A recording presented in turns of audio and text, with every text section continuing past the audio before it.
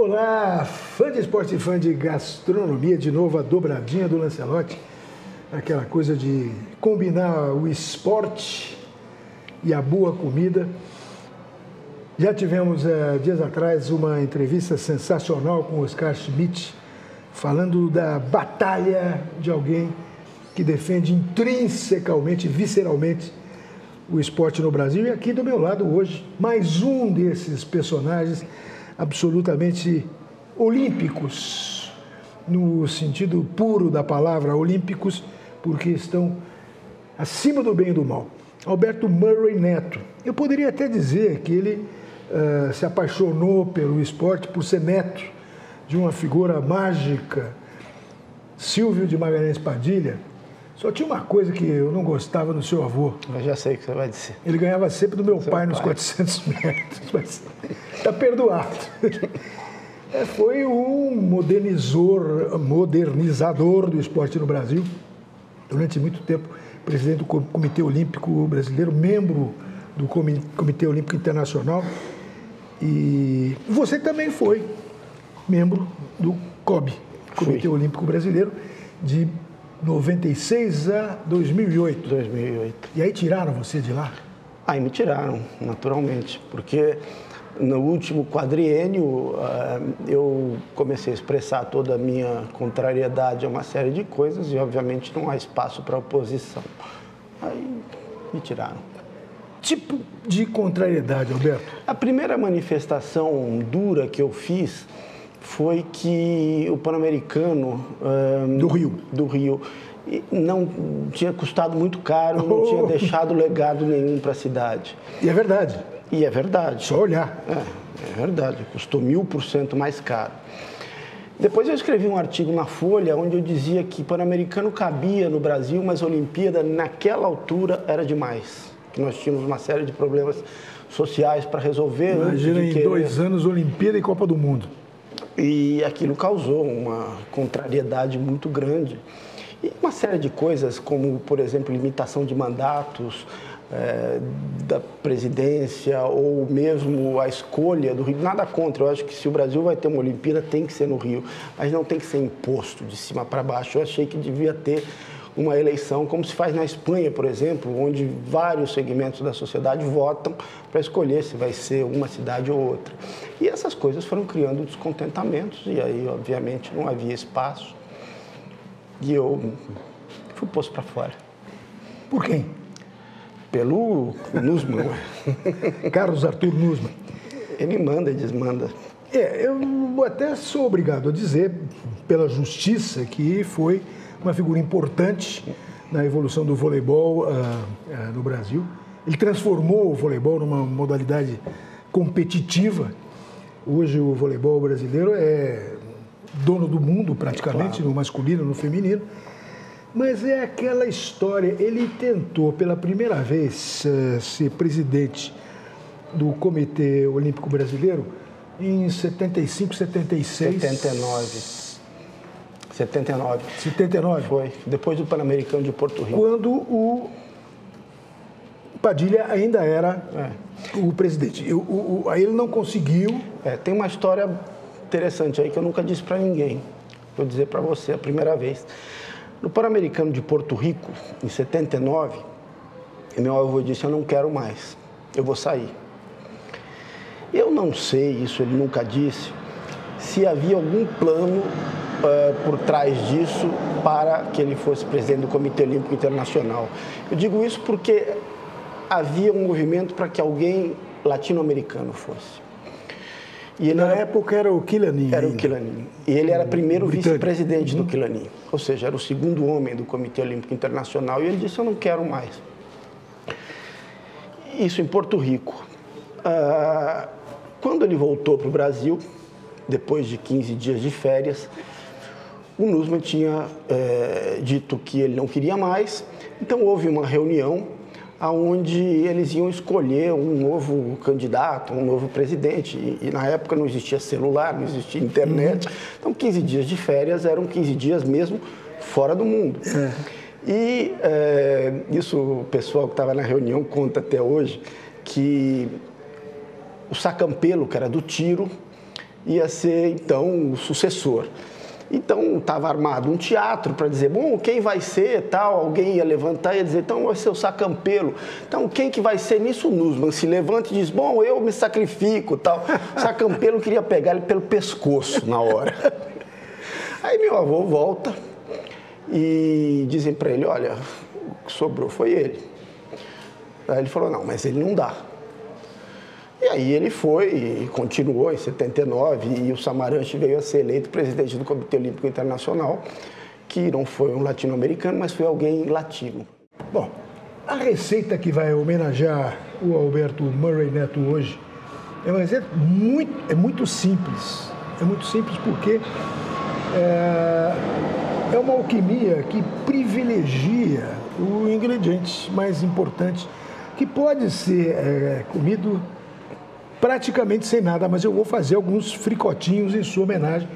Temos aqui, seja viajante, você já deve ter visto isso aqui algumas vezes, né? Isso aqui é um caranguejo gigante, esse é da Noruega, águas árticas, geladas.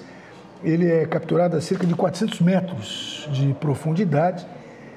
E quem está em casa e nunca saboreou, não sabe o que este pitel tem de precioso, majestoso, inovidável. Eu vou apenas... já estão descongeladas as garrinhas, elas são compradas em supermercados e são pré-cozidas. Então, basicamente, é só jogar na água fervente, sem sal, sem nada, e depois retirar, esperar que elas esfriem o ponto suficiente para que você possa tirar a parte da carapaça e depois vamos brincar aí com pãozinho, com limão, cebolinha, tomate, mas nada disso é importante. O importante mesmo é o grande caranguejo. Até já.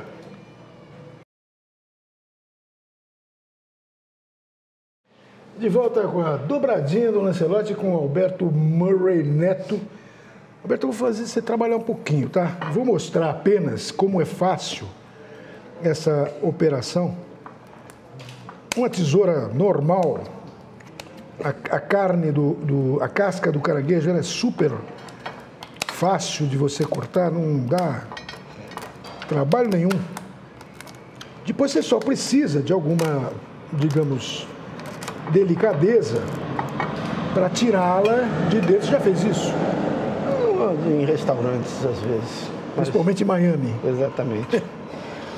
Para você tirar a carne de dentro, ela sai sozinha, não requer prática nem tampouco habilidade. É com a mão mesmo, viu, pessoal? No meio, você tem um nervo, uma barbatana, que precisa ser extraída. Ó. Isso aqui faz uma sujeirada. Você conhece o Joe's? Conheço. Em Miami. O Joe's é um restaurante que só trabalha com caranguejos. E você senta no Joe's e o cara coloca um lençol, né, ao redor do seu corpo para que você possa sair de lá intacto. Um grande escritor no começo do século... O Joe's tem 150 anos. Um grande escritor do começo do século passado, chamado Damon Runyon, ele dizia o seguinte: você não deve comer no Joe's. Você compre os caranguejos e coma os caranguejos na banheira da sua casa. Bom, eu vou deixar você por aqui, porque vou ali do... Você se vira? Me viro. Talvez até melhor do que eu, né? Aqui ainda tem coisa, não? Tem, lógico. Não, tem muito aqui. Tô vendo, aqui nessa... Tô vendo, como é que chama o teu filho ali? João Paulo. João Paulo tá doido para comer caranguejo. Enquanto isso, eu rapidinho, vou fazer o que eu considero ser a escolta... Opa. Escolta perfeita para os caranguejos gigantes da Noruega. Olha, é só uma frigideira da linha Silvio Lancelotti Mikasa e o pão. Um pouquinho de um lado, só para que o pão absorva o azeite já quentinho, um pouquinho do outro lado, e o pão vai ficar tostadinho em cerca de 30 segundos. Eu vou até tirar de cima do meu fogão. Aliás, maravilhoso esse fogão. Para quem não sabe, eu estou aqui no espaço Premier da Todeskine, em São Paulo. Que cozinha a Todeskine montou para mim, hein? Tá se virando? Tô, bem. Melhor que eu? Não, melhor não, mas... Aí, ó. João Paulo quer trabalhar? Vem cá. Vem cá. Vamos ver se você consegue. Esse é o João Paulo. Ele é maratonista também? Jogador de basquete. Jogador de basquete? Veio do treino direto pra cá. Por isso que você estava... Eu andando na rua, vamos logo. Me diz uma coisa, se você for falar, fala um pouquinho mais alto e mais perto do papai, que você está sem microfone. Me diz uma coisa, você Aqui. joga onde? Um paulistano. Ah, traidor. Pô, o Oscar me chamou da mesma coisa. Porque nós somos pinheirenses. Eu fui atleta sei. pelo Pinheiro. Pois é. Olha, como eu disse, não requer prática e nem tão pouco habilidade. João Paulo, você tem quantos anos? 11 anos. Já está tirando garras de caranguejo. Esse é um animal super interessante, porque o osso fica fora, né? É o chamado exoesqueleto. Eu vou fazer o seguinte, isso aqui vai levar um tempinho. Eu vou, como se diz num programa de televisão normal, vou chamar um intervalo comercial e volto. Já. Televisão é magia. Quem está em casa, tranquilamente hospedado atrás da tela do seu monitor, não tem ideia do trabalho que deu. Você botou a mão na massa, hein? Tô com os dedos vermelhos aqui. Parabéns. Muito obrigado. Se bem que o esgrimista é o teu filho mais novo. Ele que deveria ter cortado. Olha, nada mais simples. Aqui nós temos tostadinhas de pão simples, pão de forma, normal, sem casca. Poderia ser pão italiano, eventualmente. A carne do caranguejo desfiadinha em cima, junto com dadinhos de tomate e argolinhas de cebolinha verde, mais o toque do limão siciliano. Guardanapo para você. Muito obrigado. Sirva-se. Começa por aqui, olha. Então, pega esse grandão. Às vezes você come um, eu como o outro. tá ótimo. Uma barbataninha aqui. Meu Deus.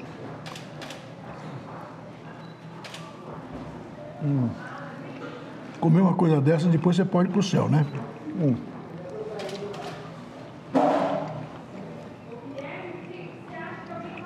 Caranguejo, boca cheia, desculpe.